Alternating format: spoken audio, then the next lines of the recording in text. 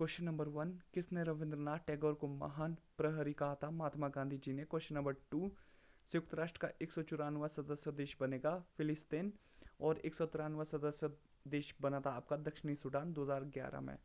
Question number 3, हाल ही में खबरों में रही भारतीय सेना की मेजर राधिका सेन को संयुक्त राष्ट्र द्वारा कौन से अवार्ड से सम्मानित किया गया है?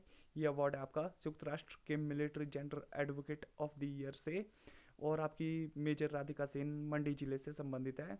क्वेश्चन नंबर 4, संयुक्त राष्ट्र मिलिट्री जेंडर एडवोकेट अवार्ड पाने वाली पहली भारतीय कौन थी? मेजर सुमन गवानी 2019। फिर नेक्स्ट क्वेश्चन नंबर 5, संयुक्त राष्ट्र द्वारा मिलिट्री जेंडर एडवोकेट अवार्ड शुरू किए गए थे 2016 में। फिर है क्वेश्चन नंबर 6, किस भारतीय को तीसरी बार अंतर्राष्ट्रीय नारकोटिक्स कंट्रोल बोर्ड के सदस्य के रूप में चुना गया? जगजीत पवाड़िया।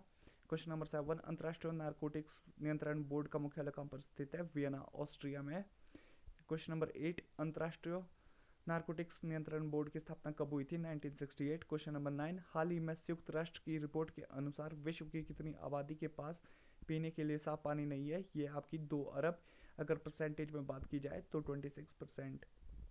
फिर है क्वेश्चन नंबर 10, हाल ही में संयुक्त राष्ट्र की रिपोर्ट के अनुसार विश्व की कितनी आबादी के पास साफ सफाई की पहुंच नहीं है? ये आपके 3.6 अरब लोग, अगर परसेंटेज में बात की जाए तो 46%। फिर क्वेश्चन नंबर 11, संयुक्त राष्ट्र के विश्व मौसम विज्ञान संगठन तथा यूरोपीय संघ की जलवायु एजेंसी कोपरनिकस की एक संयुक्त रिपोर्ट के अनुसार सबसे तेजी से गर्म होने वाले महाद्वीप का नाम क्या है? यूरोप महाद्वीप। क्वेश्चन नंबर 12, किसने कहा था कि राष्ट्रपति का आपातकालीन अधिकार संविधान के साथ धोखा है? हृदयनाथ कुंजरू ने। क्वेश्चन नंबर 13, विधि आयोग के किस अध्यक्ष ने अपनी रिपोर्ट में समर्थन किया कि प्रत्येक उच्च न्यायालय के 1/3 न्यायाधीश दूसरे राज्यों से होने चाहिए? ये थे आपके न्यायाधीश HR खन्ना।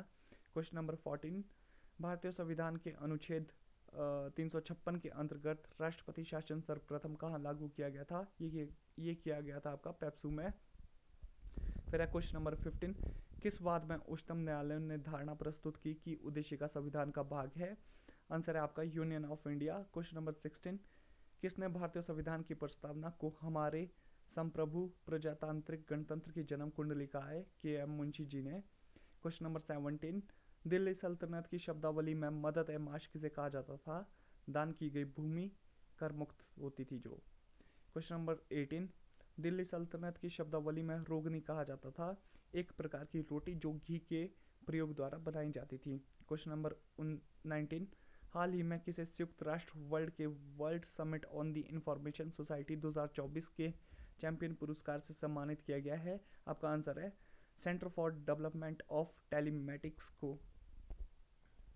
क्वेश्चन नंबर 20, भारतीय रिजर्व बैंक ने छोटे वित्त बैंकों के लिए प्राथमिकता ऋण क्षेत्र लक्ष्य को वित्तीय वर्ष 2025-26 से 75% से घटाकर कितने प्रतिशत कर दिया है? 60%।